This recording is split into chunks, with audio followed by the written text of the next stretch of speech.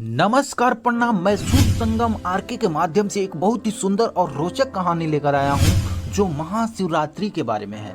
मैं ये बताने वाला हूँ कि महाशिवरात्रि किसके उपलक्ष्य में मनाया जाता है, क्यों मनाया जाता है, इसको मनाने से क्या क्या फायदे होते हैं।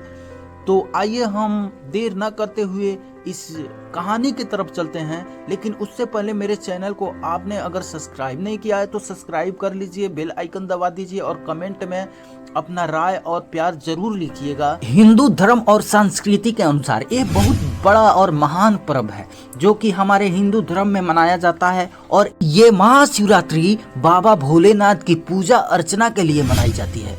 शायद इस बात से कोई अनजान नहीं होंगे कि ये शिवरात्रि क्यों मनाया जाता है और कब मनाया जाता है, लेकिन हम आपसे बताना चाहते हैं कि इसके कारण क्या है मनाने का और ये बाबा भोलेनाथ की कृपा इस पे कैसे बनी रहती है जो इस पर्व को मनाते हैं, जो इस पर्व में अपना अनुष्ठा और लगन रखते हैं। महाशिवरात्रि पर्व भगवान शिव के पूजा विशेष आशीर्वाद पाने के लिए किया जाता है। इसका बहुत महत्व है। हिंदू कैलेंडर के अनुसार महाशिवरात्रि हर साल फागुन महीने के कृष्ण शुक्ल पक्ष में चतुर्दशी तिथि में मनाया जाता है। हालांकि हिंदू पंचांग के अनुसार हर महीने में कृष्ण पक्ष चतुर्दशी तिथि के मासिक शिवरात्रि के व्रत और पूजा की जाती है, लेकिन फागुन महीने के चतुर्दशी तिथि के महाशिवरात्रि के रूप में मनाई जाती है। महाशिवरात्रि पर देश भर में सारी ज्योतिर्लिंग और पगोड़ा के भक्ति के भारी भीड़ उमड़ती है, जहां शिवलिंग के जल अभिषेक संस्कार के रूप में की जाती है। लेकिन क्या आपको मालूम है कि ये महाशिवरात्रि क्यों मनाया जाता है? महाशिवरात्रि वो रात्रि है जहां शिव तत्व से घनिष्ठ संबंध रखती है। इस महारात को भगवान शिव का अवतार हुआ था। इस अवतार को कहते हैं कि निराकार। निराकार यानी जिसका कोई आकार ना हो, उस आकार में भगवान शिव ने इस पृथ्वी पे अवतार लिया था। इसी उपलक्ष्य में महाशिवरात्रि का रात मनाया जाता है। इस पावन महीना के बारे में कहा जाता है कि इंसान के अंदर काम, क्रोध, लोभ, ईर्ष्या आदि कई ऐसे कृति को नष्ट कर देती है, मुक्त कर देती है ये पावन महीना।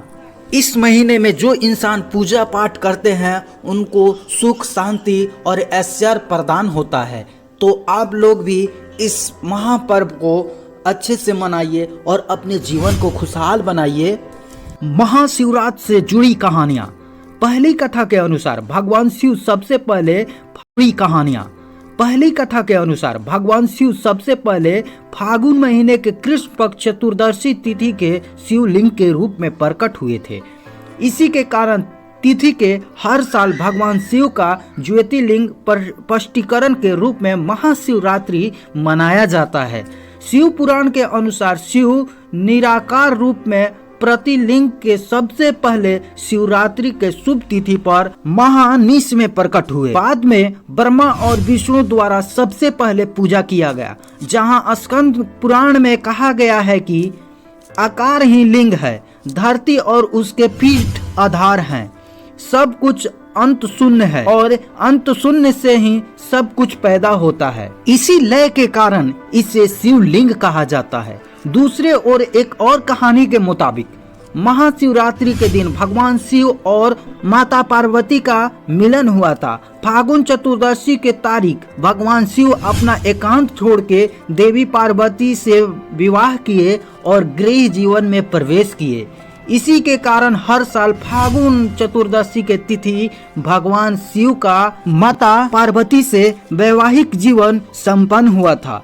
इसी के आनंद में महाशिवरात्रि पर्व मनाया जाता है। आज के दिन शिव के भक्त कई प्रकार से महाशिवरात्रि का जलसा मनाते हैं और आनंद उठाते हैं।